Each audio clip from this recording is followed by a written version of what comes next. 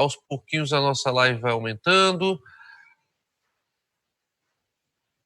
E eu quero começar, em primeiro lugar, agradecendo a todos vocês aí pelas boas referências que vocês colocaram na pesquisa aí da turma. Fico muito feliz, muito satisfeito, e mesmo aquelas coisas que a gente precisa melhorar, elas servem justamente para que a gente vá atrás e melhore. Então, estou à disposição sempre que vocês precisarem, podem contar comigo, seja na live, seja fora da live, através do Patrick por WhatsApp. Qualquer um de vocês pode usar o WhatsApp, conforme eu já tenho falado. Também falei já para o Patrick isso, e estou à disposição de vocês. Eu deixei o material complementar com relação aos acórdãos naquela salinha de material complementar do Life de aluno, né? Aqueles acórdãos que nós havíamos conversado. Espero que sejam úteis aí para vocês para fazerem as atividades, né? Eu vou trabalhar bastante com acórdãos com relação à avaliação de vocês nesse semestre, diante do fato que nós estamos, por enquanto, em isolamento e nós não temos uma previsão de que data sairemos do isolamento, né? Então, está tudo um pouco diferente, inclusive a maneira das avaliações, né? Por exemplo, a 1 não dá para ser entregue fisicamente, muitas vezes ela é entregue fisicamente, já fiquei sabendo. Então, tudo isso está sendo levado em consideração, né? E os acordos, eles são um ponto fundamental em qualquer matéria de direito que trabalhe com direito civil, né? Qualquer área de direito civil, a gente tem que ir à jurisprudência para verificar como está o posicionamento dos tribunais superiores, como está o posicionamento dos tribunais estaduais a respeito de um determinado tema. Então, é muito importante o uso dos acórdãos, né? Então, estão lá os acórdãos no material complementar. Se vocês tiverem alguma dúvida sobre os acórdãos, nós podemos agora abrir um espaço para tirar dúvidas sobre os acórdãos. O que eu preciso de vocês é que vocês leiam esses acórdãos, que vocês já se antecipem preparando relatórios desses acórdãos, que são análises feitas por vocês, são de pequenas dissertações em que vocês comentam o acórdão, as palavras de vocês, porém utilizando o vocabulário jurídico, né, que isso que é muito importante, para que vocês possam ter a compreensão devido à matéria. Eu postei naquela área, se não me falha a memória, 5 acórdãos, né? Um sobre dano estético, outro sobre dano moral, outro sobre dano patrimonial, um sobre dano social, que é o chamado dano a interesses difusos e coletivos, e eu espero que seja bastante útil. Consegui postar no meu YouTube aquela aula de danos morais, que eu estava com uma dificuldade muito grande, até tinha falado com o Patrick, viu, Patrick? Eu consegui dar um jeito, e ontem eu editar aquela gravação que você fez, que está disponível para vocês, eu sei, no grupo normal de vocês, mas se vocês quiserem também, vocês poderão ver minhas aulas, aquelas aulas que eu estou fazendo durante o período de isolamento online, estão gravadas no YouTube. Todas as minhas aulas de direito civil, direito internacional e direito do consumidor, que são as matérias que eu normalmente ministro, né, por conta da minha formação acadêmica, inclusive, né, como vocês já sabem. Então, se vocês forem lá no YouTube e botarem meu nome, Roberto Senise Lisboa, vocês encontrarão as minhas aulas gravadas com relação. Não, Ale, eu não postei no Google Classroom, eu postei no material complementar do YouLife, que fica à disposição de vocês, tá? Eu não estou ouvindo o microfone, então isso quer dizer que eu não estou ouvindo vocês direito, peraí. Eu acho que talvez esteja por problema de contato do meu fone de ouvido. Agora foi. Bom, cadê as moedas? tem microfone aberto. Tem microfone aberto, realmente. Vamos fechar os microfones que estiverem abertos, né? Que aí facilita para todos nós que esses microfones fiquem fechados. Eu peço que vocês deem uma olhadinha no microfone. Se vocês puderem fechar os microfones, eu agradeço. Só abram os microfones quando vocês quiserem também participar da aula falando no microfone, Pronto. Bom, então o material dos acordos está disponibilizado na área de material complementar no YouLife, tá bom?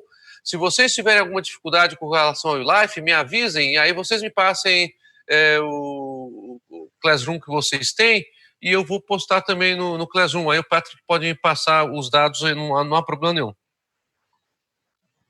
Com relação às minhas videoaulas, elas estão disponibilizadas no YouTube. Quem quiser ver alguma entrevista minha sobre direito civil, direito consumidor, direito internacional, basta também colocar no YouTube Roberto Cerezo de Lisboa, aparecem algumas entrevistas, só que já são mais antigas, minhas, obviamente. Engasguei com café. Bom, hoje nós vamos falar sobre a teoria do nexo causal, mas antes dela eu gostaria também de divulgar um podcast e um site muito bacana de dois professores amigos meus. Um deles é o professor Fernando Bolk. O professor Fernando Bolk, ele é promotor de justiça, já é amigo meu há muitos anos, inclusive ele tem um programa de internet, ele já me convidou por 2 vezes, participei do programa dele de internet, agora ele abriu um podcast que eu passei para o Patrick repassar a todos vocês, sobre as histórias que ele teve na vida profissional dele com o promotor do júri. Né? O promotor Fernando Bolk, ele atuou como promotor do júri em São Paulo, um excelente promotor.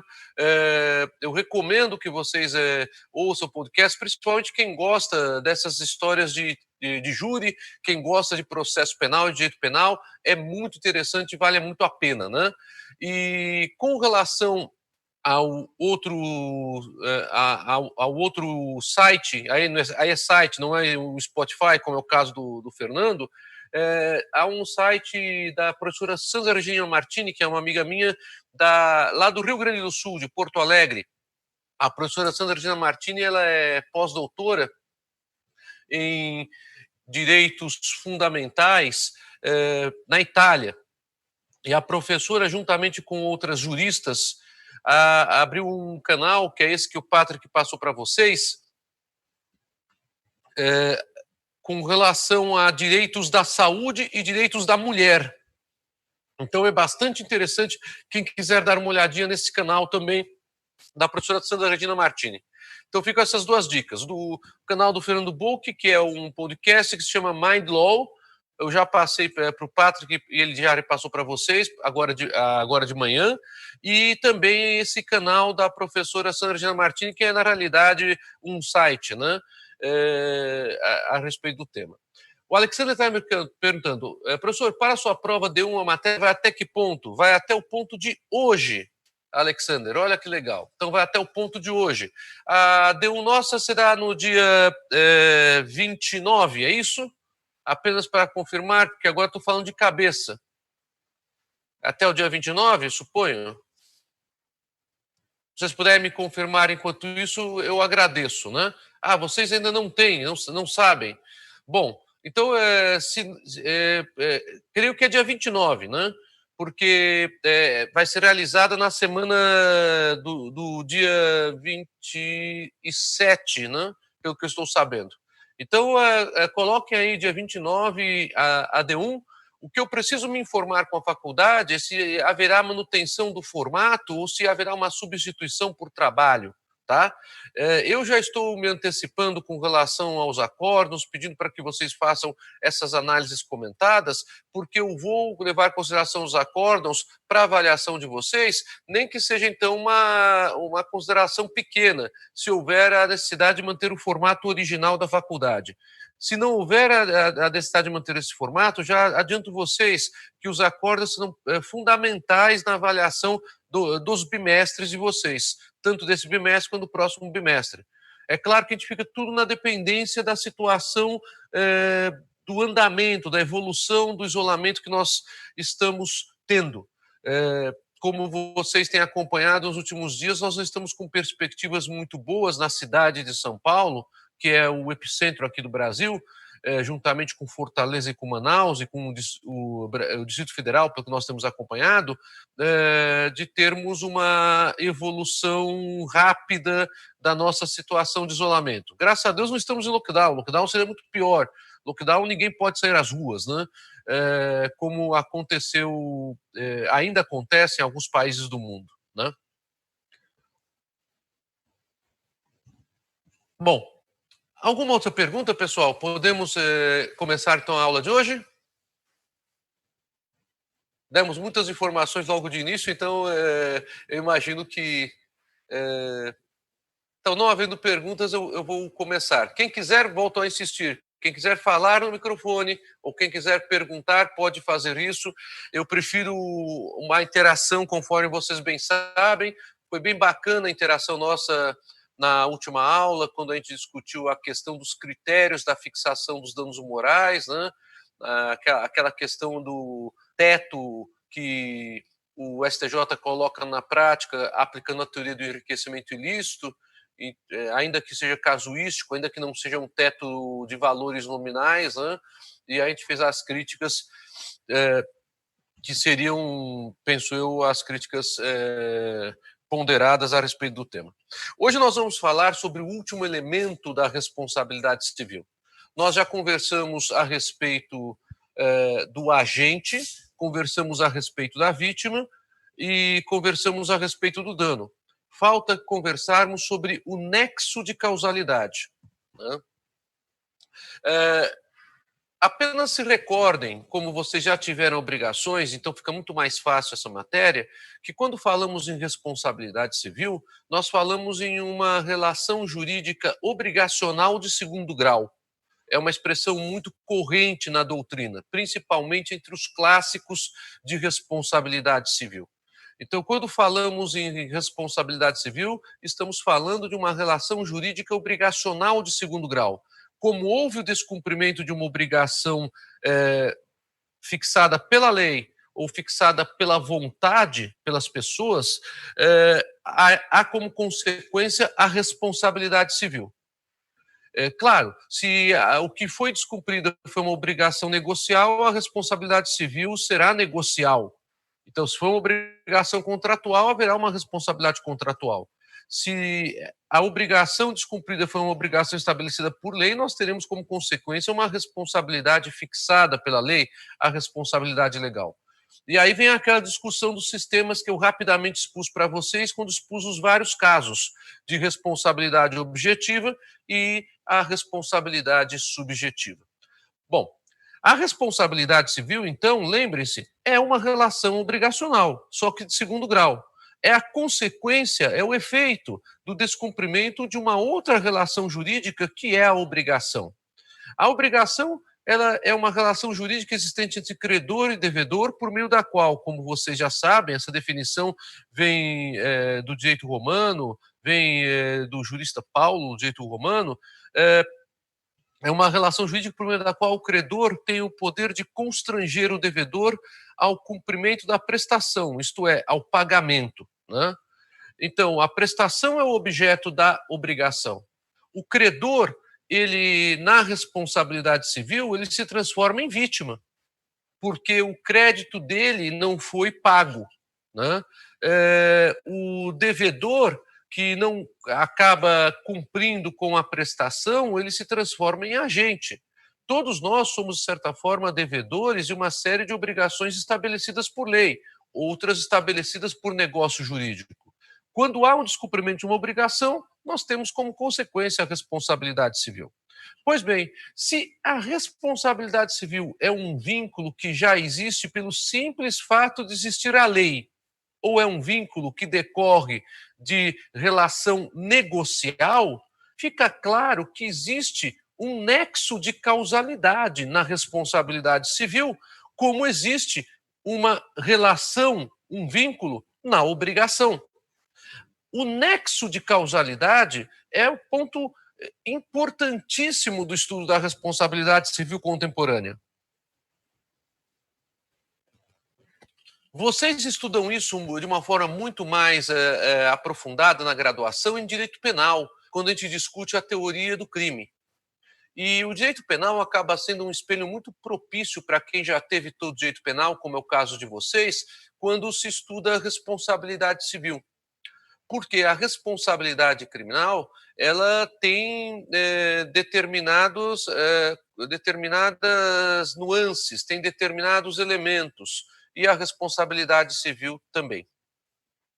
Pois bem, nós falamos sobre o agente como elemento subjetivo da responsabilidade civil. Falamos da vítima como elemento subjetivo da responsabilidade civil. Falamos do dano como elemento objetivo da responsabilidade civil. Dano esse que pode ser meramente patrimonial, meramente moral, ou pode ser um dano moral cumulado com dano patrimonial, o que é perfeitamente possível. Até lembramos na oportunidade da súmula 37, isso aconteceu há 2 aulas atrás, do STJ, que estabelece a possibilidade de pagamento de indenização por danos patrimoniais e morais, se oriundos de um mesmo acontecimento, de um mesmo fato. Pois bem, vamos falar hoje sobre o nexo de causalidade. Bem, para entendermos o que é nexo de causalidade, a matéria no meu curso, no volume 2, se encontra no capítulo 34, vamos nos referir a 3 artigos do Código Civil.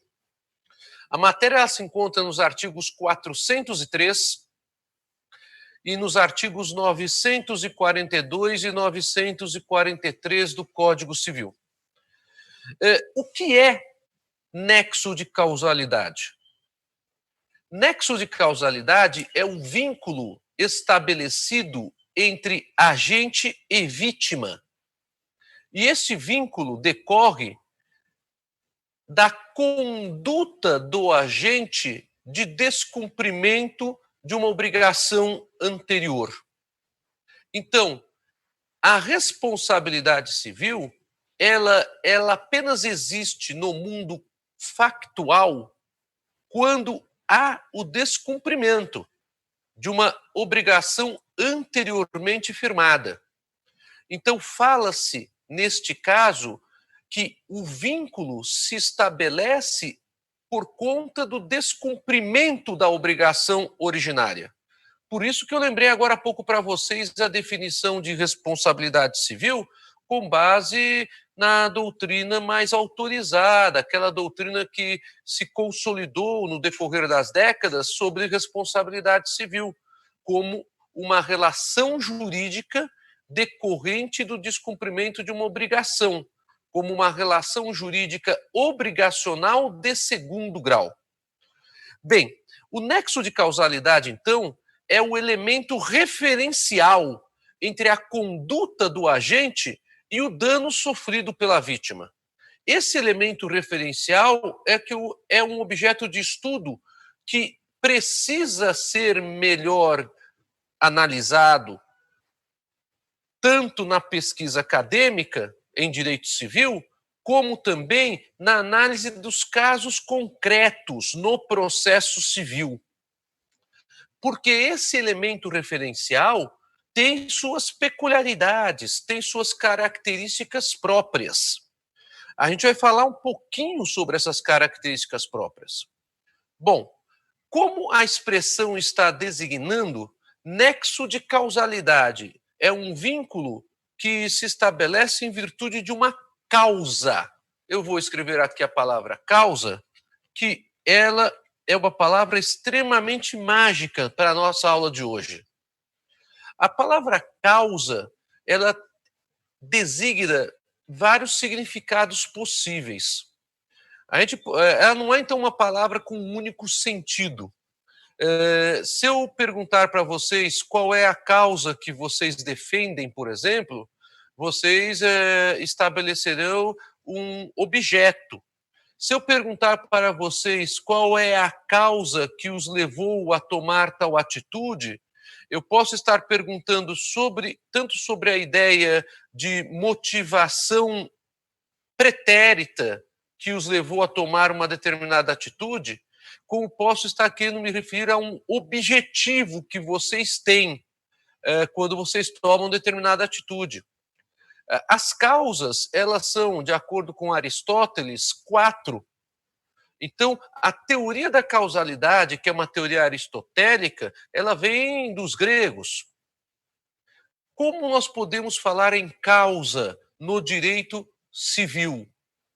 Causa, aqui, para a nossa matéria responsabilidade civil, tem como significado a ideia de evento.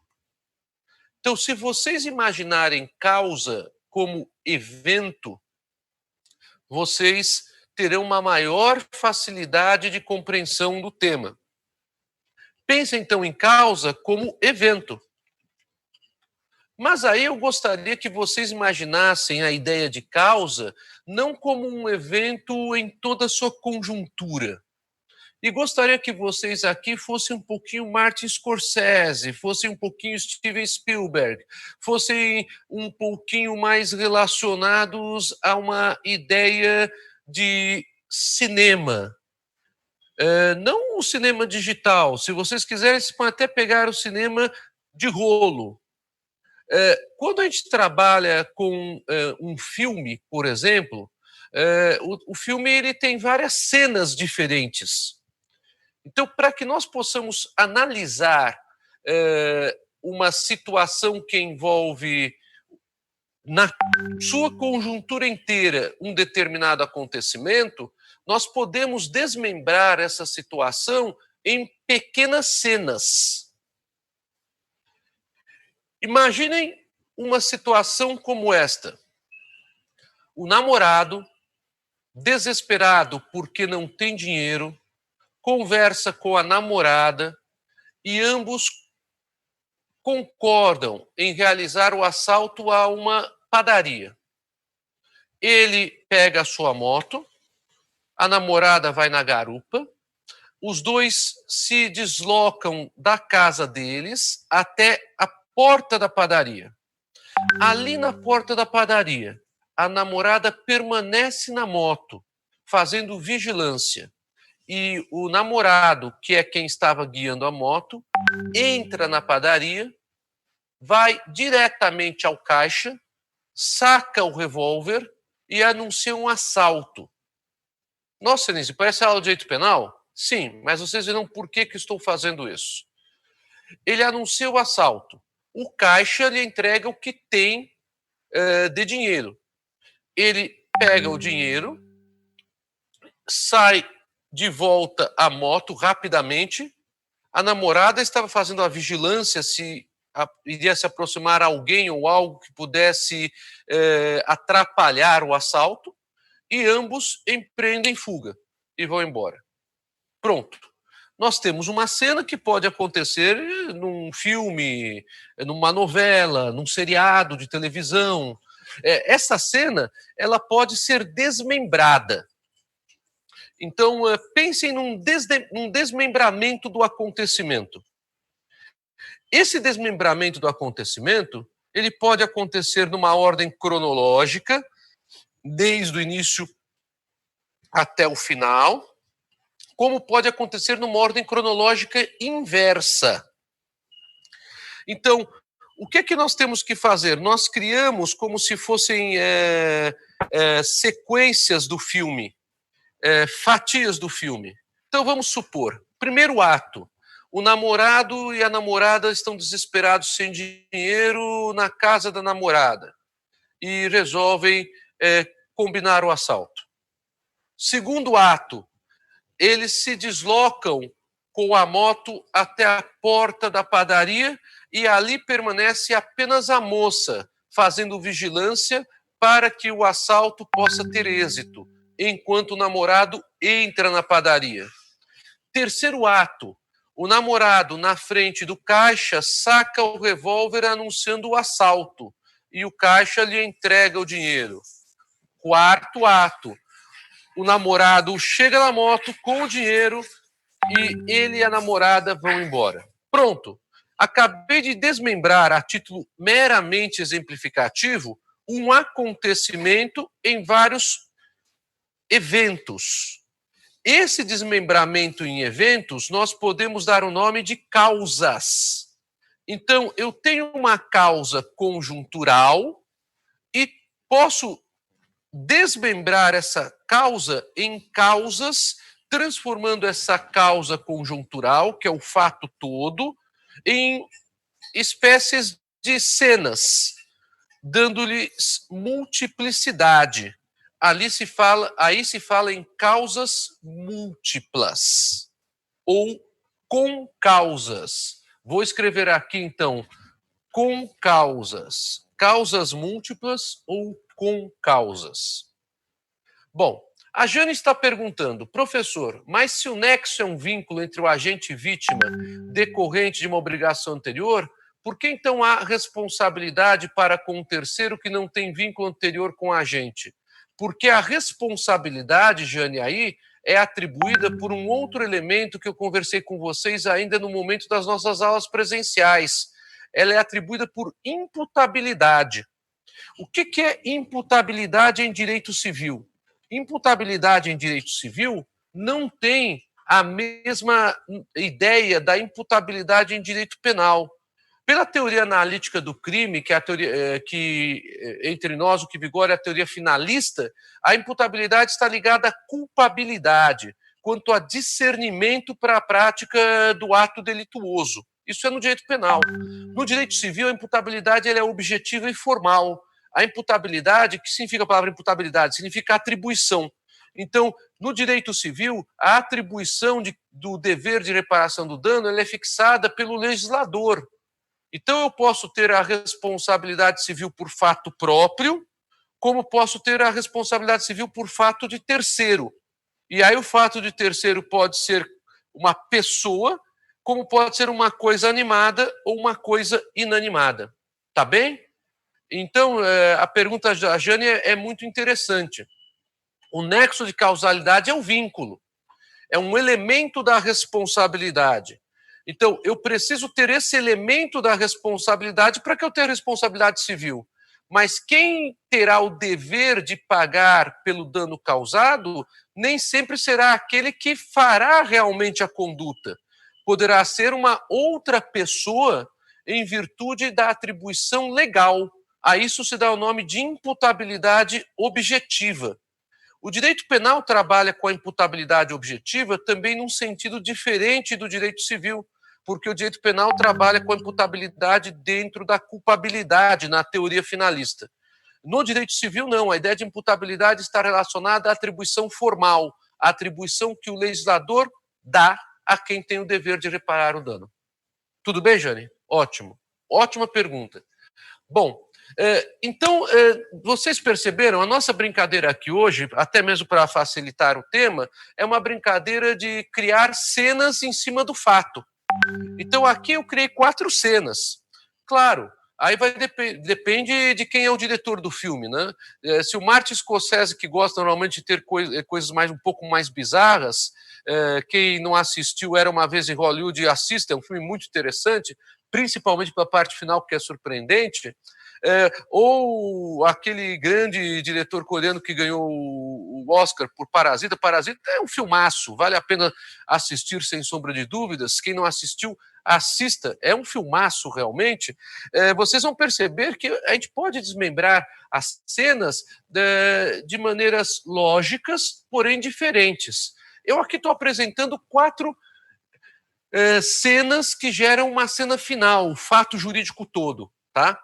No caso, o fato ilícito, não é um fato jurídico, é um fato antijurídico, né? Que foi o roubo. Então, aí vem a questão. Todos vocês entenderam essa ideia do desmembramento de cenas? Sim ou não? Ótimo. Então, agora eu vou pedir para vocês que, além de diretores de cinema, vocês leiam em árabe ou em japonês. Ô, Senise, mas que sacanagem é essa? Ler em árabe ou em japonês? Como é que o árabe e o japonês leem? Eles pegam um artigo ou pegam um livro e leem do final para o início. Ué, mas por que você está pedindo para a gente fazer isso? Vocês agora vão descobrir o porquê. Eu dei 4 cenas para vocês. A primeira cena, a cena na casa da namorada. A segunda cena, a cena no deslocamento para a padaria. A terceira cena, a cena do anúncio do roubo e a subtração da coisa mediante grave ameaça. E a quarta cena, a fuga.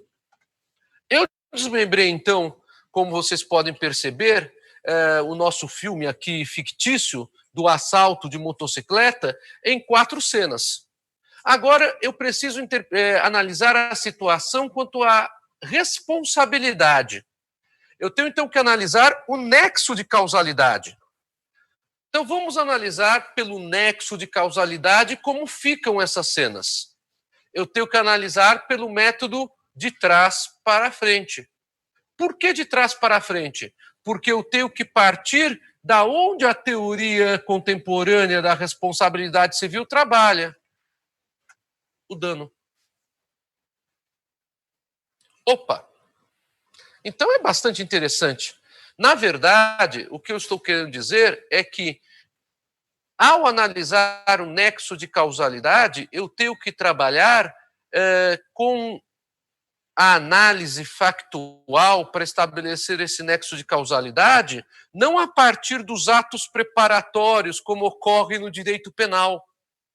No direito penal, a gente faz a análise da conduta criminosa desde os atos preparatórios até a consumação do crime, ou quando o crime não é consumado, até a tentativa do crime. Isso se chama em direito penal iter criminis. Certamente vocês se lembram dessa matéria. Então, no direito penal, a gente trabalha com iter criminis, desde os atos preparatórios até a consumação do delito. O que é a consumação do delito? É justamente aquela subsunção da conduta do agente àquilo que descreve o tipo objetivo do direito penal. No direito civil, a gente trabalha com o filme rodando o filme ao contrário, porque no direito civil, toda a teoria da responsabilidade civil contemporânea está em torno desta palavrinha de 4 letras, dano. Eu tenho que descobrir aonde eu tive prejuízo patrimonial ou moral de alguém. E aí eu começo a retroativamente a voltar o filme, como se eu pegasse o controle remoto de uma televisão e fosse voltando uma gravação. Bom, quando eu faço isso, eu tenho que ter algum critério lógico para isso. Nós dividimos aqui ficticiamente, nesse exemplo do assalto à motocicleta, em 4 etapas. O dano ele não se verifica na etapa da fuga. Então, essa etapa da fuga, ela interessa à teoria da responsabilidade civil, sim ou não?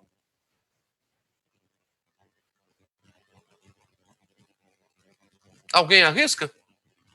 Exatamente, não interessa. O que interessa é pegarmos os fatos retroativamente a partir do dano. Então, o dano ocorreu quando? No exato momento em que o motociclista, na frente do caixa, anunciou o assalto e subtraiu o dinheiro que o caixa lhe entregou. Então, aqui nós temos um dano patrimonial. A partir desse fato, eu tenho, então, uma cena que me interessa para análise do nexo de causalidade em direito civil, que no nosso exemplo fictício é a cena número 3. É a cena da subtração efetiva da coisa. Tá bem. Este fato me interessa. Agora, o que eu tenho que discutir no direito civil é se os fatos anteriores também me interessam ou não para a fixação da responsabilidade. Se vocês entenderam esse exemplo, que é um exemplo muito mais ligado a direito penal, ficará mais fácil entender nexo de causalidade em direito civil. Então, a fuga pouco interessa para nós no direito civil, neste exemplo que estou dando, porque nós temos que trabalhar no direito civil com as ideias que levaram ao dano efetivo, que contribuíram para que ocorresse o dano. Então, tenho que trabalhar com as cenas anteriores ao dano. Não tenho que trabalhar com o auxílio para a fuga, mas apenas com aquilo que aconteceu antes do dano. Bom, dito isto, aí a gente pode discutir concausalidades. Alguma pergunta até aqui, pessoal? Eu estou realmente trabalhando um pouquinho mais lento, porque essa matéria é uma matéria bem pesada, bem árida, bem difícil. Então, eu estou procurando trabalhar de uma maneira bem exemplificativa e bem simples com ela. Alguma pergunta até aqui? Não há perguntas, então acho que está bem claro para todos, né? Tudo certo por enquanto. Bom, como eu falei para vocês, quando a gente desmembra o filme, a gente cria, então, subcenas daquele roteiro, né? Que a gente acabou dividindo nessas cenas. Eu tenho o fato ilícito conjuntural e tenho essas cenas. Essas cenas, quando são divididas, elas têm o nome de causas. Então, se fala em concausas, como eu falei aqui.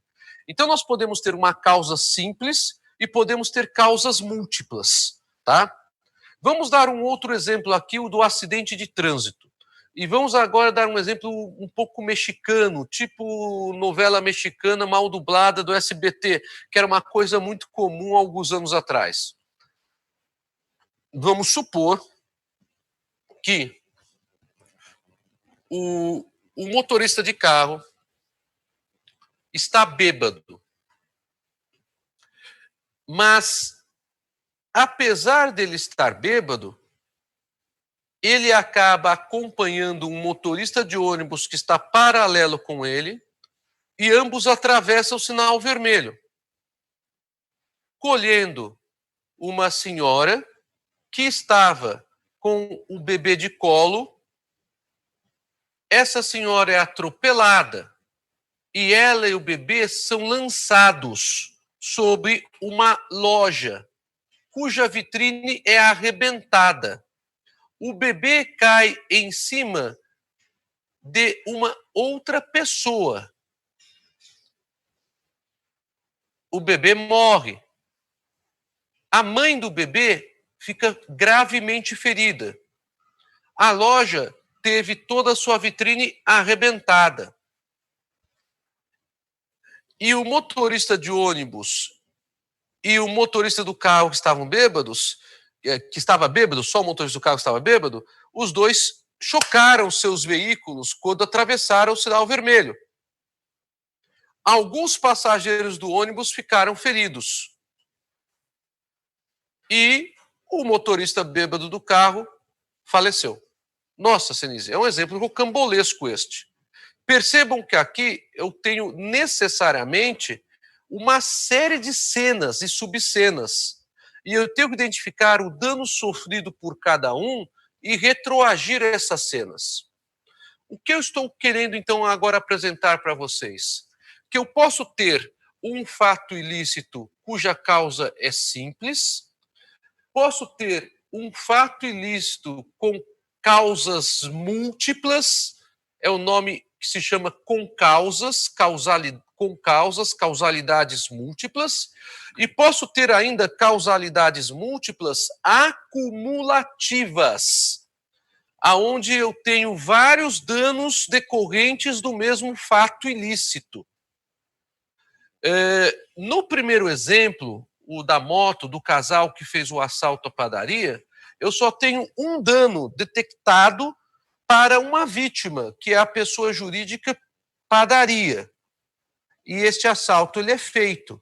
E aí eu trabalho com as concausas nesse sentido, vou verificando quais são as causas anteriores para identificar o nexo causal.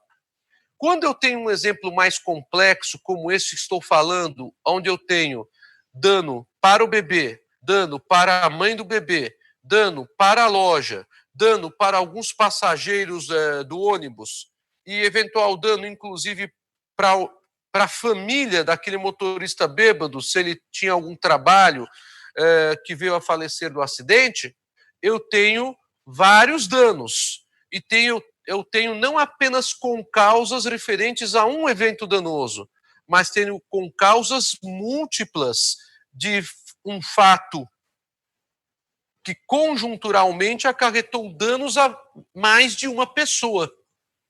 Nesse caso, fala-se em concausalidade acumulativa. E aí vem a pergunta. Senise, eu pude entender que no exemplo da moto, eu tenho que identificar quais são as causas anteriores que levam ao dano sofrido pela padaria. Nesta questão do acidente envolvendo dano sobre várias pessoas, o que eu tenho que fazer? Você tem que dividir novamente no sistema de cinema por cenas a partir do dano sofrido por cada um. Vejam como isto não é fácil. Vejam como nesse tipo de situação existe uma complexidade bem maior. Eu tenho que trabalhar primeiro com o dano sofrido pelo bebê, porque o dano moral, que é a perda do bebê, refletirá em reparação de dano moral em favor dos pais do bebê. Tenho que trabalhar ainda com o dano físico sofrido pela mãe do bebê, que é um outro dano. Tenho que trabalhar ainda com o dano patrimonial sofrido pela loja, um terceiro dano. Tenho que trabalhar ainda com cada dano sofrido por cada passageiro dentro do ônibus. E tenho que trabalhar com o eventual dano sofrido pela família do motorista bêbado. Uai, mas eu não tenho que trabalhar apenas para fins de responsabilidade, dizendo quem tem a responsabilidade ou quem não tem a responsabilidade? Não. O raciocínio ele é o inverso. Eu não trabalho com a ideia de quem agiu com culpa. Até mesmo porque, em alguns casos, a responsabilidade ocorre sem culpa. Então, eu tenho que primeiro trabalhar com o dano. E do dano para trás, ir verificando se persiste ou não persiste o nexo causal. Isso é muito mais difícil de ser feito, como vocês podem perceber.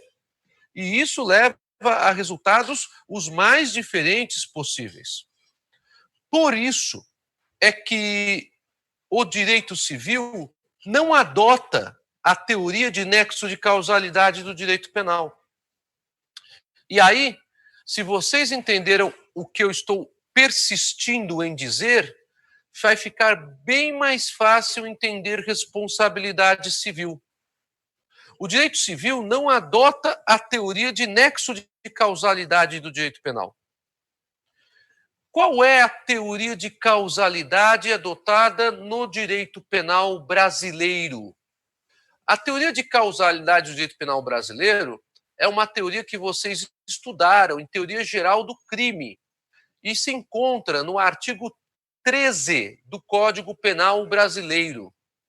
É a teoria da conditio sine qua non.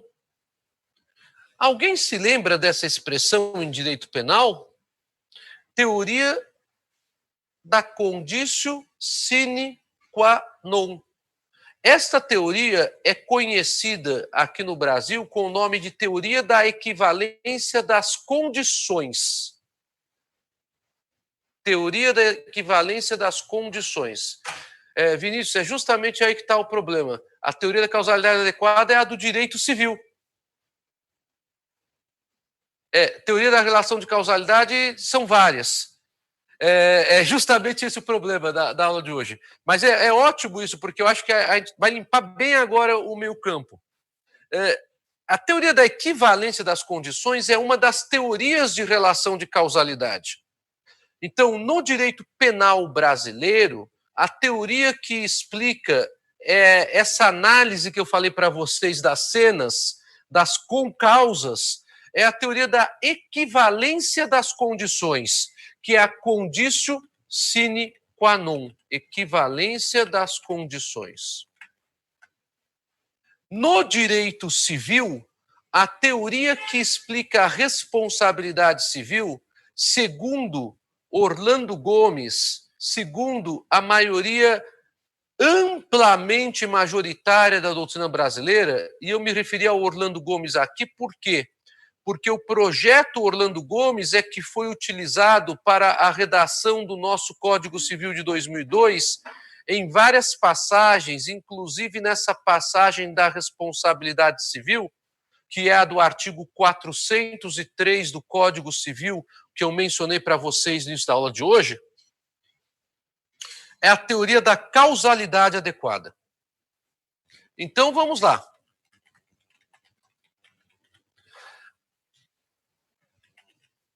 As duas teorias que estamos confrontando aqui são, no direito penal, a teoria da equivalência das condições. No direito civil, a teoria da causalidade adequada. Como se trabalha com essas teorias? Vamos lembrar o que é a teoria da equivalência das condições, ou, se vocês preferirem, equivalência dos antecedentes. É um outro nome que se dá a essa teoria. Todas essas teorias, essas duas, e mais a terceira que eu vou mencionar para vocês, que é defendida pelo Carlos Roberto Gonçalves, por isso que eu vou mencionar, porque o Carlos Roberto Gonçalves é um grande nome do direito civil brasileiro, são teorias de relação de causalidade, todas elas, tá? Só que no direito penal, a teoria da relação de causalidade ou do nexo de causalidade adotada é a teoria da equivalência das condições ou dos antecedentes. E no direito civil é a teoria da causalidade adequada. A teoria da equivalência das condições é uma teoria que foi criada por um filósofo chamado Stuart Mill. E esse filósofo criou essa teoria que foi trazida para o direito penal alemão por von Bury. Von Bury, ele era um filósofo também, um jurista alemão, e ele trouxe essa teoria para o direito penal alemão. E essa teoria acabou influenciando o nosso Código Penal brasileiro, tá? É justamente o que está no artigo 13 do Código Penal, tá? A ideia é a seguinte, cada causa tem o nome de antecedente ou o nome de condição. Todas as condições ou antecedentes têm valor equivalente para a definição do crime e para a fixação da participação, da coautoria ou da autoria de um crime. Como se dará a fixação da pena? Isso dependerá do grau de participação de cada agente. No Código Penal, o artigo 29, quando fala de concurso de agentes, trabalha com esse tema. E a fixação da pena ela é feita pelo sistema trifásico, como vocês sabem, do artigo 59 do Código Penal brasileiro. Então, na análise da relação de causalidade, então a relação de causalidade ela é importantíssima também na responsabilidade penal, se considera cada condição, cada antecedente, traduzindo para o direito civil, cada causa, cada cena daquele filme que a gente desdobrou em cenas, com equivalência de condições. Isso quer dizer que, no exemplo do motociclista, nós temos desde o início da atividade criminosa, desde o início do iter criminis, a equivalência de condições para a consumação do crime. Equivalência das condições não significa grau de participação, significa análise da causa, análise daquele antecedente. Então, o fato do namorado combinar com a namorada que iriam praticar o crime tem o mesmo valor como cena da cena do deslocamento dos dois até a padaria, aonde ela, namorada, permanece na garupa da moto, fazendo vigilância para ver se aproxima alguém do local que poderia atrapalhar o crime, como também do momento em que o namorado, com a arma em punho, anuncia o assalto. A equivalência das condições de cada uma das cenas. Essa equivalência das condições faz com que não apenas o namorado, que foi o único a entrar na padaria e foi o único a anunciar o assalto, foi o único a usar a arma de fogo, seja considerado agente, mas também a namorada que fazia vigilância do lado de fora. apesar de não ter anunciado o assalto, apesar de não estar armada. Então, a equivalência de condições de todas as cenas antecedentes. Por isso o nome teoria da equivalência dos antecedentes ou das condições.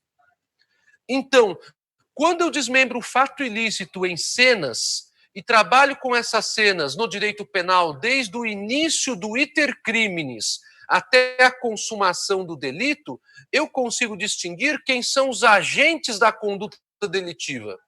Qual será o grau de participação deles? Isso será analisado no caso concreto e nós temos o artigo 29 de concurso dos agentes, que estabelece as regras de concurso de agentes.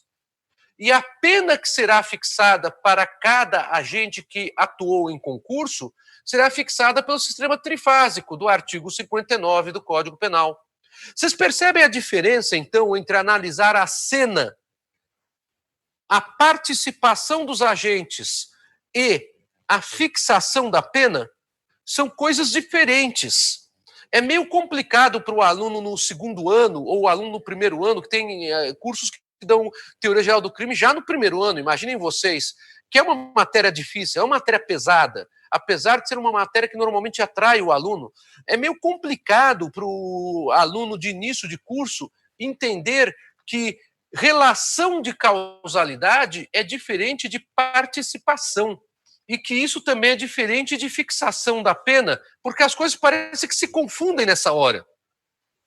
Mas a teoria da equivalência dos antecedentes é, como diz Von Bury, como diz Stuart Mill, uma teoria objetiva. Eu não estou analisando o dolo das pessoas, não estou analisando a participação delas, estou simplesmente identificando quem é agente nessa conduta delitiva objetivamente a partir dos antecedentes. A partir dos antecedentes, tanto é agente a moça que ficou na garupa fazendo vigia, quanto a pessoa que anunciou o assalto, o namorado com a arma em punho. Vocês perceberam, então, como é que se trata no direito penal? Todo fato anterior, desde o início do iter criminis até a consumação do crime, tem equivalência de condições. Tudo bem? Alguma dúvida? Eu fiz uma pequena revisão de uma matéria de direito penal para vocês, que é indispensável para entender agora a matéria de direito civil. Sobre teoria da equivalência dos antecedentes, vocês têm alguma pergunta? Posso seguir? Posso. Beleza. Bom, o artigo 13 do Código Penal fala em equivalência das condições. Só que não é isso que fala o nosso Código Civil. É essa que é a novidade. Então, o Código Civil ele tem uma outra visão da coisa. E essa visão da coisa é que eu gostaria de passar para vocês neste momento. O que é que diz o artigo 403 do Código Civil Brasileiro? Ainda que a inexecução de dolo devedor, as perdas e danos só incluem os prejuízos efetivos, os lucros cessantes, por efeito dela, direto e imediato, sem prejuízo disposto na lei processual. Mas, Senise, isso aqui não tem aparentemente nada a ver com nexo de causalidade. Tem a ver com relação à expressão efeito dela, direto e imediato. Tá? Essa redação do Código Civil de 2002, ela é bastante similar à do Código Civil de 16, que também trabalhava com o efeito direto para fins de responsabilidade por inexecução de uma obrigação. Lembra que eu falei no início da aula? A responsabilidade civil é uma relação jurídica que decorre do descumprimento de uma obrigação. Quem descumpre uma obrigação está sendo inadimplente. Isso significa inexecução da obrigação. O Código Civil não fala em nenhuma passagem dele, de forma expressa, algum dispositivo sobre teoria de causalidade. Mas isso é uma tradição não só do Código Civil Brasileiro de 2002, como era no Código Civil de 16, como é também nos códigos que inspiraram o Código Civil brasileiro, que são os Códigos Civis italiano de 42, o BGB, que é o Código Civil alemão de 1896, que entrou em vigor em 1900, e o Código Civil francês de 1804. Todos esses códigos trabalham com uma ideia diferente dessa ideia que o Stuart Mill trouxe e que o von Bury acabou importando para o direito penal. Se trabalha com a ideia do efeito imediato à execução. A ideia é a seguinte: o devedor não pagou, ele inexecutou a obrigação, ele é inadimplente, ele responde por isso. Isso serve muito bem para explicar obrigações voluntárias, por exemplo. Quando nós entramos num campo mais complexo, em que eu não tenho apenas uma causa simples, como essa que o Código Civil coloca, mas eu tenho concausas ou causalidades múltiplas, a situação é diferente. O Orlando Gomes, em sua obra Obrigações, e também numa outra obra que não é muito conhecida do aluno de graduação, mas é uma obra cuja leitura eu recomendo para quem gosta de direito civil, que se chama Transformações Gerais das Obrigações. Essa obra é da década de 80, porque o Orlando Gomes faleceu na década de 80. Ele esclarece melhor essa ideia de responsabilidade civil, e o Orlando Gomes é talvez um dos 3 maiores autores de direito civil brasileiro do século XX. Né? O projeto Orlando Gomes ele foi praticamente transcrito, conforme falei há pouco para vocês, em vários dispositivos do nosso Código Civil de 2002. E apenas não virou Código Civil naquela época porque tivemos o evento de 64, que alguns chamam de revolução, outros chamam de golpe, que foi aquilo que é chamado mais popularmente Revolução de 64. Bom, por que eu estou falando a respeito do Orlando Gomes tanto? Porque o Orlando Gomes, por ser o pai também desse artigo que eu acabei de ler para vocês, ele fala que a teoria adotada pelo Código Civil brasileiro é uma teoria que também vem do século XIX e é uma teoria que acabou servindo de base para o estudo da responsabilidade civil entre os franceses depois que o Código Civil francês de 1804 entrou em vigor, e também serve de base para o BGB, que é o Código Civil alemão, que entrou em vigor em 1900. Essa teoria é a da causalidade adequada. Essa teoria ela foi divulgada pela primeira vez em 1871. É uma teoria, então, do século XIX, muito recente. E essa teoria ela ganha muito destaque com um jurista chamado von Baer, outro jurista alemão aqui. A filosofia alemã do século XIX ela é muito forte, além da francesa, né?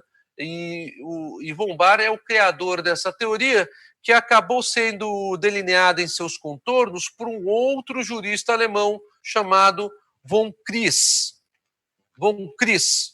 Estou aqui anotando esses nomes para vocês. Tudo isso está no meu curso de Direito Civil, no volume 2 dele. Tá? Qual que é a ideia da causalidade adequada? Bom, se é causalidade, vocês já percebem, nós estamos estudando o nexo causal, dando a cada cena do evento o nome de causalidade. Apenas aquelas causas, isto é, apenas aquelas cenas daquele filme que a gente repartiu, apenas aquelas cenas que contribuem adequadamente para que ocorra o dano é que geram a identificação do agente causador do dano. Vamos pegar o exemplo da moto, por isso que eu fiz questão de trazer o exemplo da moto no início para vocês. No direito penal, nós temos uma equivalência dos antecedentes, isto é, uma equivalência de cada causa, de cada cena. Então, todas as causas são equivalentes para descobrirmos os agentes. É equivalente também a moça sentada na garupa e a moça combinando o crime com o namorado. Tem a mesma equivalência como cena da cena do namorado anunciando o assalto. Isso é diferente do grau de participação de cada um deles no crime. Isso será a diferença para a fixação da pena, conforme eu falei para vocês há pouco. Mas todas as cenas têm igualdade de valor. Por isso o nome, teoria da equivalência das condições ou teoria da equivalência dos antecedentes. Se você acompanhou detidamente o meu raciocínio desde o início, agora pense nesse mesmo exemplo do assalto pela teoria da causalidade adequada. Na causalidade adequada, como é uma teoria que está aplicada para direito civil, eu não analiso desde o iter criminis, da fase inicial. Eu analiso a partir do dano, fase final. Então, o dano é a última cena que nos importa. A cena da fuga, ela é irrelevante para direito civil. Então, essa cena não tem qualquer tipo de repercussão para aquele dano sofrido pela padaria pessoa jurídica. Este dano foi cometido diretamente pelo motociclista que anunciou o assalto armado.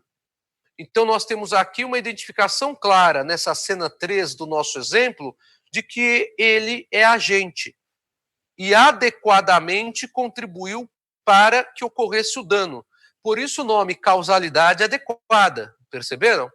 Vamos para a cena anterior, a cena 2.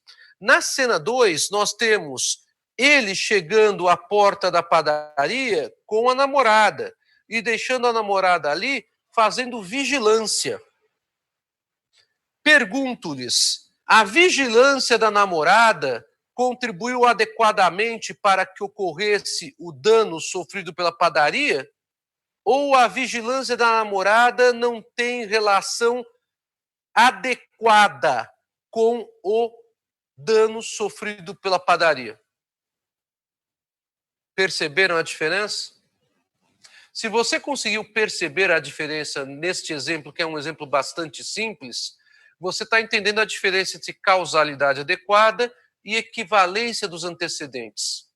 Na teoria da equivalência dos antecedentes, a namorada ficar fazendo vigia é tão importante quanto o namorado subtrair a importância em dinheiro do caixa com a arma em punho. Na teoria da causalidade adequada, não. E o que deve ser considerado causalidade para a ocorrência do dano é apenas aquilo que de forma adequada fez com que o dano ocorresse.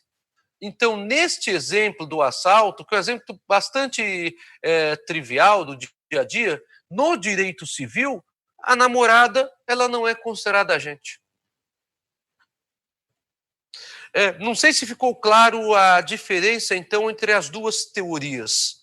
Na causalidade adequada, apenas se identifica qual foi a cena, qual foi o evento que adequadamente contribuiu para a ocorrência do dano. Deu para entender isso, pessoal? Sim ou não? Que ótimo! Fico bastante satisfeito. Bom, agora vamos complicar um pouquinho. Qual é o critério que existe em direito civil para definir o que é causa adequada em um fato ilícito? Qual é o critério que faz com que eu possa, como intérprete da responsabilidade civil, dizer quando uma pessoa pode ser considerada agente ou não é considerada agente? É aí que vem a questão. O critério que o direito civil adota é um critério bastante simples. É o critério da probabilidade. Esse critério da probabilidade, ele é uma derivação do critério que é adotado probabilidade. É um critério que é derivação de um outro critério muito forte em direito civil, que é o critério da razoabilidade. A pergunta é, seria provável haver o assalto, haver o dano, sem a participação da namorada fazendo a vigilância? Naquele caso concreto? Isso, o fato de ela fazer vigilância é indiferente para a ocorrência do crime. no direito civil é indiferente para a ocorrência do ilícito civil. O que a gente pode, então, discutir isso é uma base de juízo de probabilidade. Esse juízo de probabilidade, ele não pode ser feito sob um método subjetivo, de se analisar se o motociclista ele ficaria um pouco mais amedrontado de cometer o ilícito ou não. Porque os critérios de análise do nexo de causalidade são critérios objetivos, são critérios factuais. Lembram? Até no direito penal, onde o dolo, a culpa, a ideia psicológica do agente é tão forte, a análise do nexo causal ela é objetivada na teoria da equivalência das condições. Então, quando se trabalha com causalidade adequada em direito civil, se trabalha com uma ideia de probabilidade objetiva. Tomar um pouquinho de água, está ficando seca a garganta.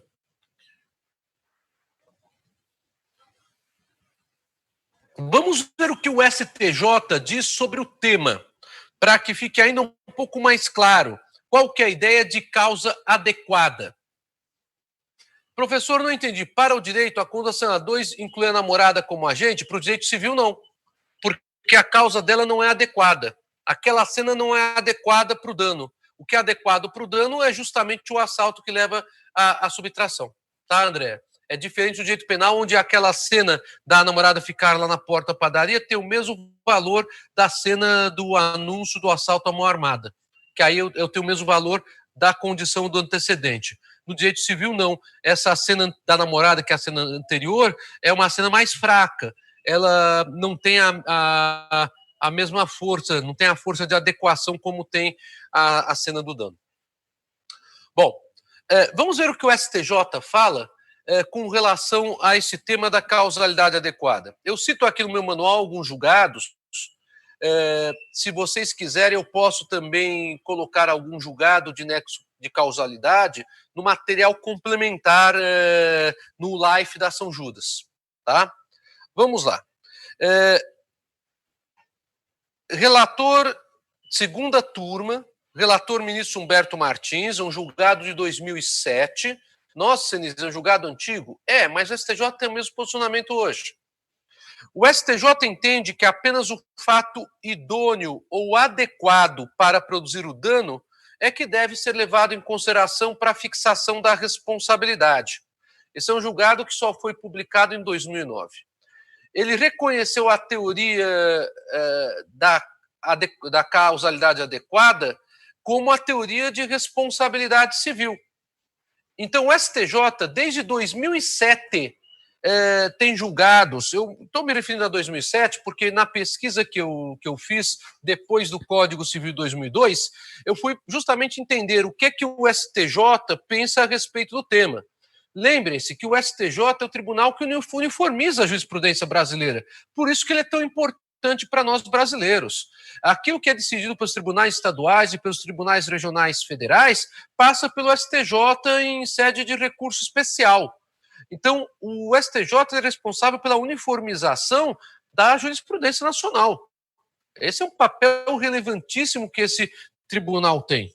Pois bem, o STJ, ele reconhece desde 2007 que a teoria adotada pelo direito brasileiro para a responsabilidade civil é a teoria da causalidade adequada.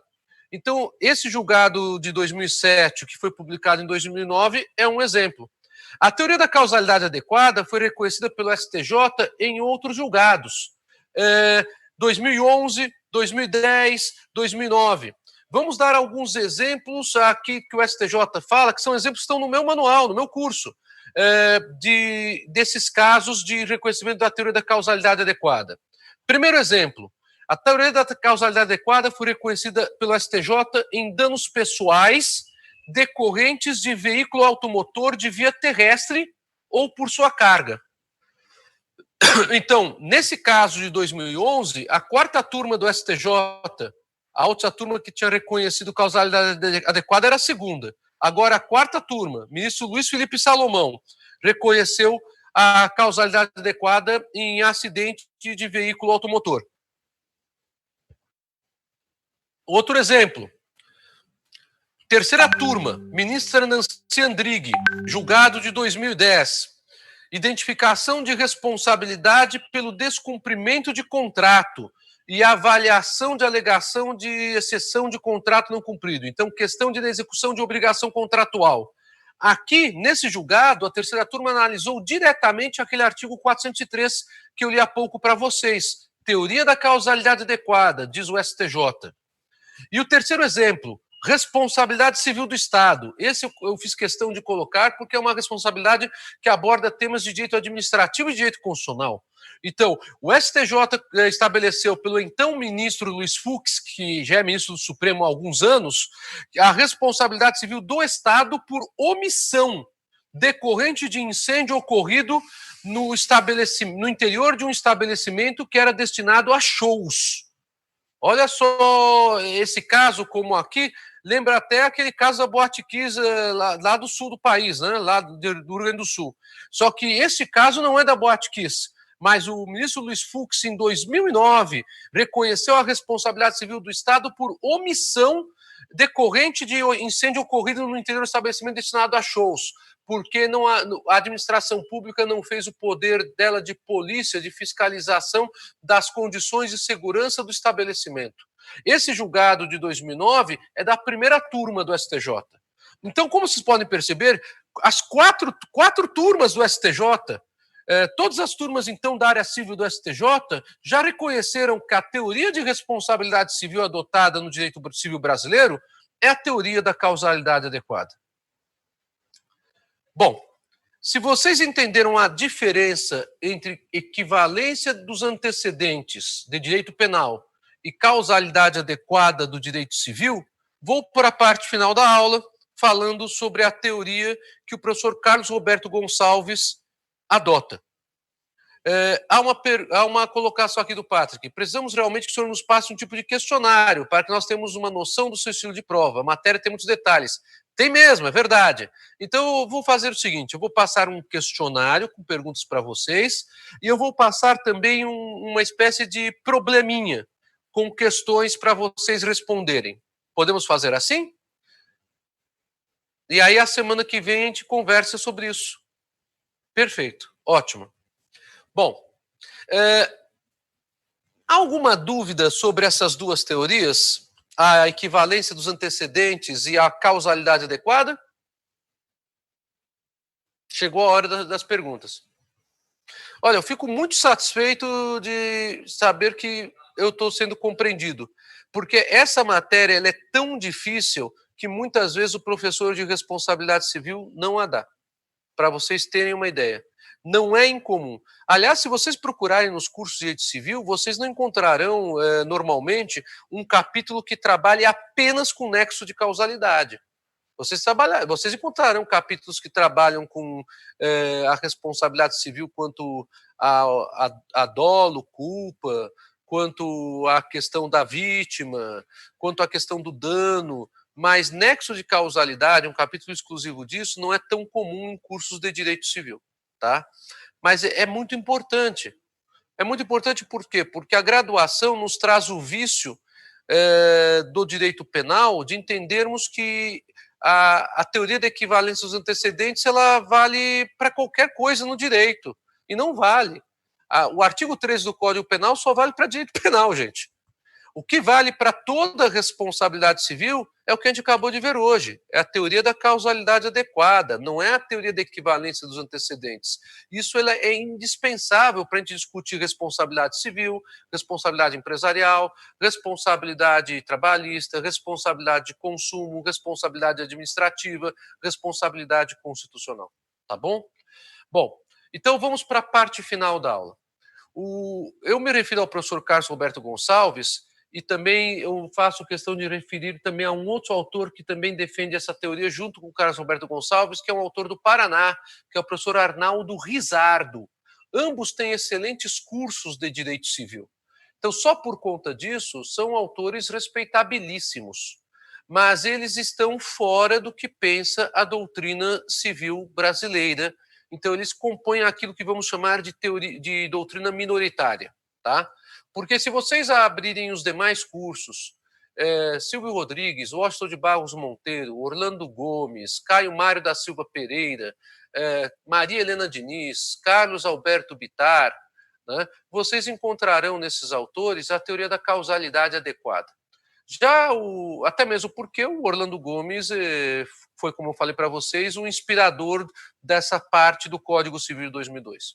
Porém, o Carlos Roberto Gonçalves e o Arnaldo Rizzardo, analisando o próprio artigo 403, que o STJ já disse que é causalidade adequada, o Carlos Roberto Gonçalves e o Arnaldo Rizzardo afirmam que outra teria sido a teoria adequada, adotada. E essa teoria se chama teoria da relação causal imediata. Relação causal imediata.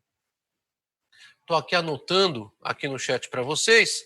Essa teoria da relação causal imediata também tem um outro nome, teoria da interrupção do nexo causal.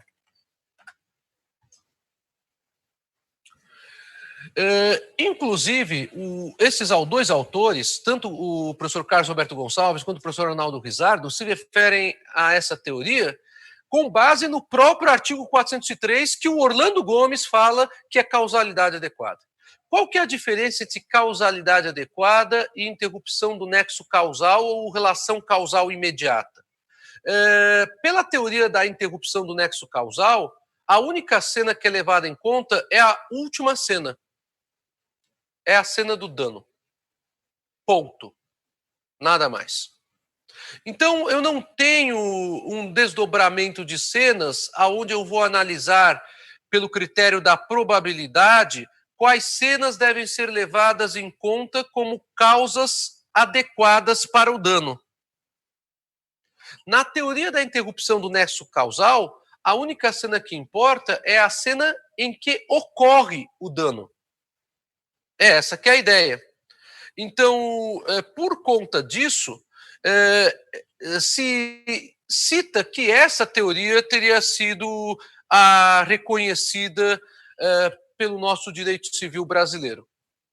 E eles analisam, curiosamente, o mesmo artigo que o Orlando Gomes propõe no seu projeto, que é igual ao artigo do Código Civil 16, que o Clóvis Bevilacqua, autor do Código Civil 16, também falava em causalidade adequada, curiosamente. Qual que é a diferença da interrupção do nexo causal para a causalidade adequada?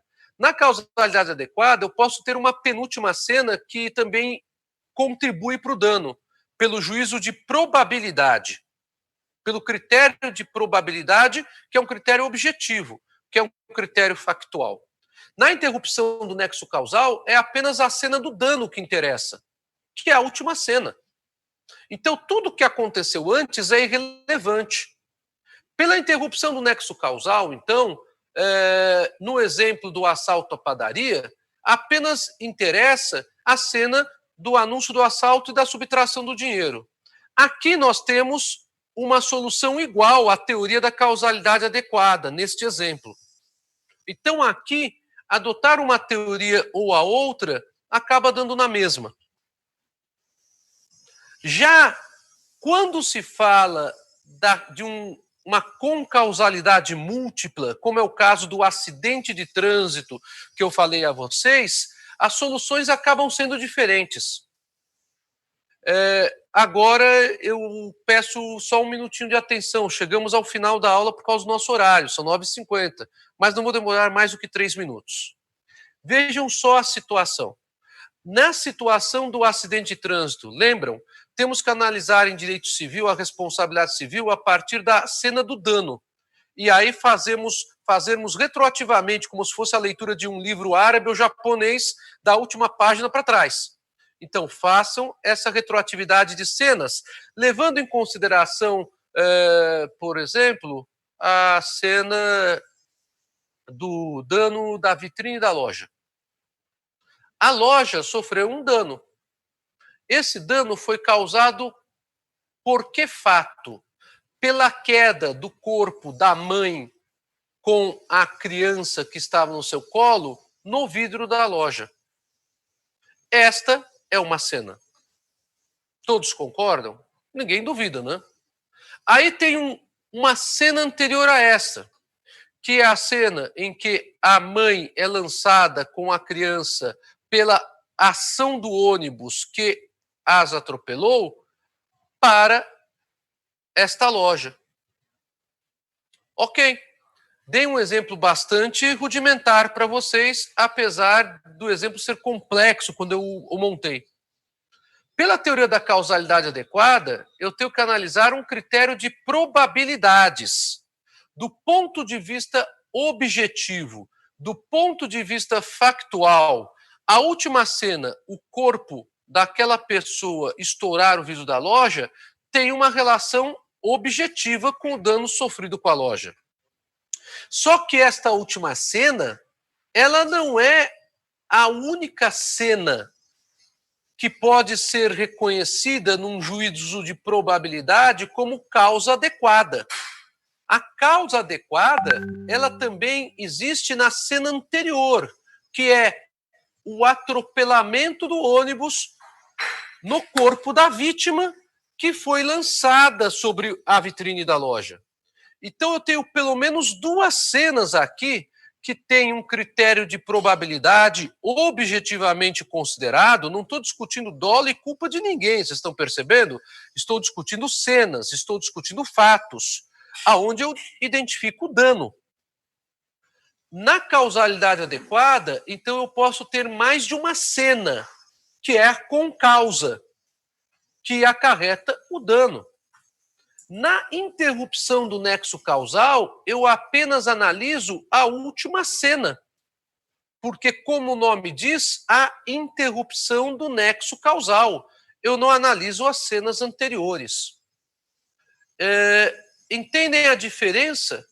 Na cena da causalidade adequada, o atropelamento da vítima é, dentro do critério de probabilidade, adequado para que o corpo da vítima fosse lançado sobre a vitrine da loja que também é vítima.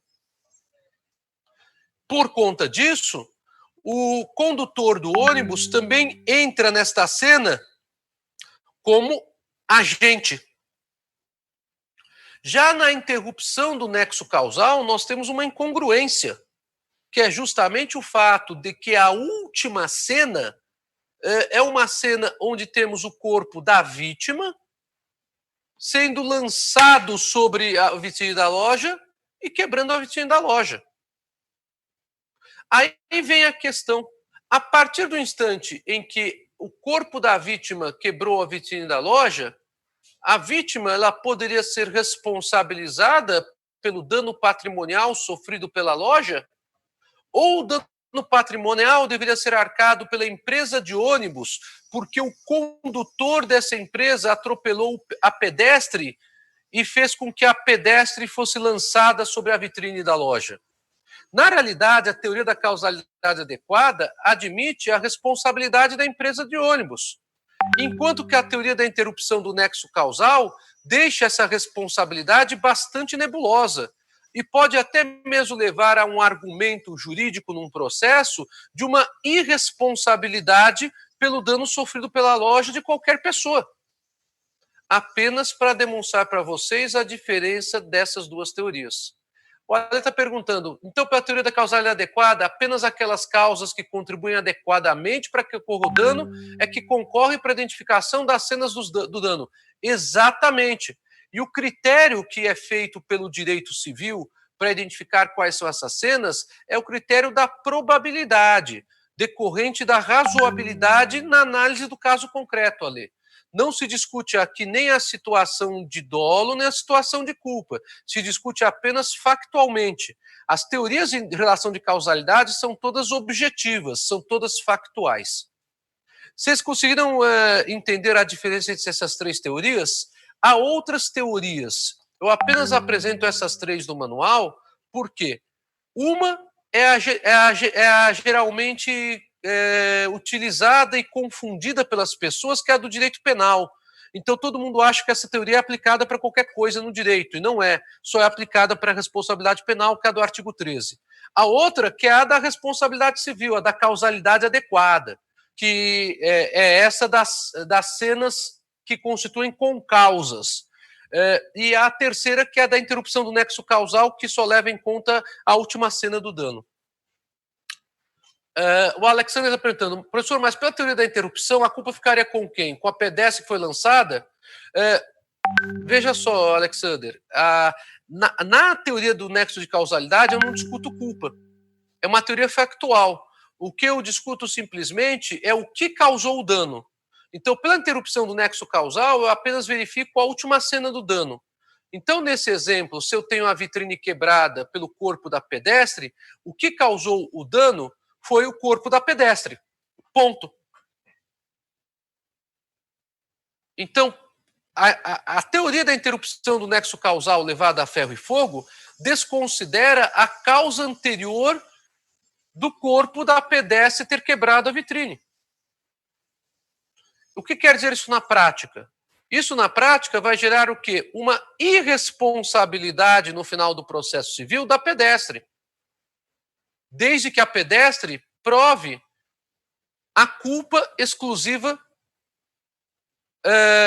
da empresa de ônibus. Então, percebe a situação como se torna diferente? Pela interrupção do nexo causal, a loja ela não vai se incomodar em analisar as outras cenas. O advogado dela vai simplesmente alegar a responsabilidade da vítima, do atropelamento. É uma situação bastante curiosa. Então, por conta disso, nem é muito recomendável que se leve a ferro e fogo essa teoria da interrupção do nexo causal. E é por isso que a doutrina, praticamente unânime, com exceção dos dois autores, que são dois grandes nomes do direito civil brasileiro, eu volto a insistir nisso. Professor Carlos Roberto Gonçalves, inclusive, é a leitura de bibliografia básica aqui na São Judas e em várias outras faculdades no país inteiro. E o professor Arnaldo Rizardo também é um professor paranaense que tem uma coleção de direito civil extraordinária. Para aqueles que não conhecem, dê uma olhadinha na biblioteca da São Judas. É um excelente autor também. Mas a ideia de interrupção do nexo causal é uma ideia que gera um pouco de confusão nesse sentido, pelo que a doutrina brasileira dispõe desde Clovis Bevilacqua, desde 1899, quando Clovis Bevilacqua fez o Código Civil de 16, o projeto que virou o Código Civil de 16 e que entrou em vigor em 1917. O Clovis Bevilacqua já sustenta a causalidade adequada no Código Civil de 16. O Orlando Gomes, na década de 60, retoma o tema, mantendo a causalidade adequada no projeto de Código Civil dele de 62, que acabou não virando Código Civil por causa da Revolução de 64. E o Miguel Reale, quando chamou a comissão em 69 para formar o Código Civil, a comissão de juristas que fez o Código Civil de 2002 manteve a redação do 403 como era no Código Civil de 16 e como era no projeto Orlando Gomes, mantendo a causalidade adequada, portanto. Bom, pessoal, essas eram as observações sobre essa matéria. Eu, inclusive, coloco aqui como leitura complementar a título sugestivo para vocês no capítulo 34, que cada capítulo do meu curso, para aqueles que viram já o meu curso, tem uma leitura complementar a título sugestivo. Aqui eu estou colocando justamente o Caio Mário da Silva Pereira e o Silvio Rodrigues. Tá? A doutrina de direito civil ela pondera realmente, com exceção desses dois autores, que pelo respeito que o nome deles merece no mercado, é que eu coloco essa terceira teoria aqui para vocês, que a teoria é a da causalidade adequada e não a da interrupção do nexo causal, tá bom? Eu agradeço muito a atenção de vocês. Eu vou agora conversar com o Patrick como vamos fazer com relação ao questionário, para que vocês possam estudar a matéria. E gratidão por tudo. E sejam felizes, um bom dia a todos. Até mais. Dê uma olhadinha lá no YouTube, tá bem? Um abraço, tudo de bom.